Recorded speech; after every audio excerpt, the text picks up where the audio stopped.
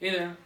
When you hear about the Arabic language, what do you think of? You might think of deserts, you might think of the Middle East, maybe food trucks or news broadcasts. But the thing about Arabic is that it's not really well understood in terms of American education.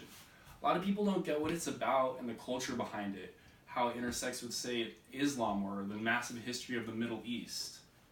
Now, the thing is, I personally think that we should implement greater Arabic education in schools to help foster this sense of understanding between societies and help us bridge this sort of cultural divide that's going on. Now, while I myself may not know Arabic, I do love the language and the culture behind it, and I really just love learning about subjects such as linguistics, education, and world culture in general. So that's kind of why I'm here to talk about it tonight. So the big thing about Arabic, as I said earlier, is that it's very misunderstood. A lot of times when you hear it in today's context, it's more about the ways that it's demonized. You only hear it in, say, news broadcasts about ISIS or the Taliban. You never really hear about some of the great things such as the massive art movements in the Middle Eastern world, or all of the different scientific and technological changes that they're making out there. And so the thing about Arabic education is that this would help us get together on this and learn about this culture that, while maybe on the other side of the world, it's not so different from us, and that we have a lot to learn from it. Now, the unfortunate thing about this is that ever since 9/11, even though it was a while ago, a lot of America's youth since then have grown up with this really poor understanding of Islamic culture and Arabic culture.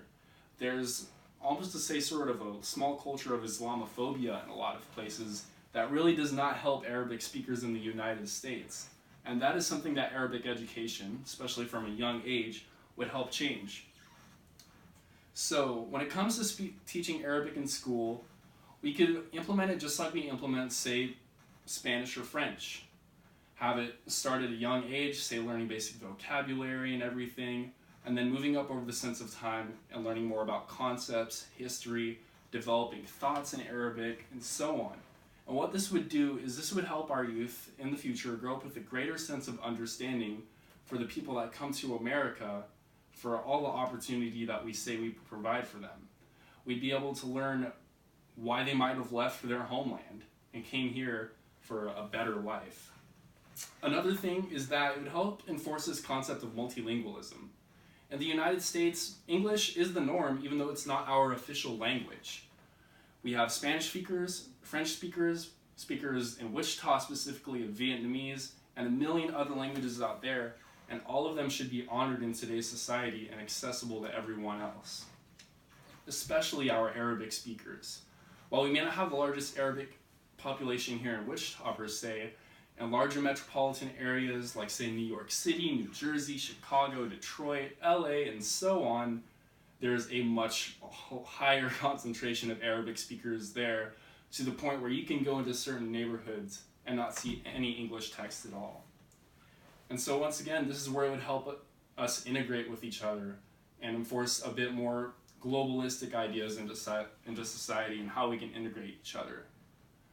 In America, we kind of brand ourselves as being this melting pot, a place where everybody can come together and learn from each other, but in reality it doesn't play out like that sometimes. And so that is why I would like to help implement Arabic education in schools.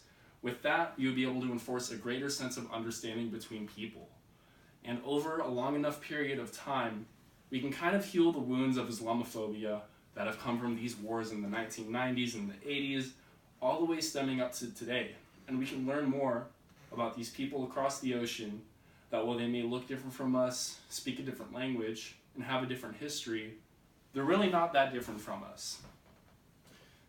So, in a few short words, that's really why I would like to implement Arabic education in schools. There's so much that we can learn from it. It's such a beautiful language. There's an immense philosophy behind it. And overall, I think it would just be a good step for America to take. Overall, that's really about what I have to say about it, but thanks for watching.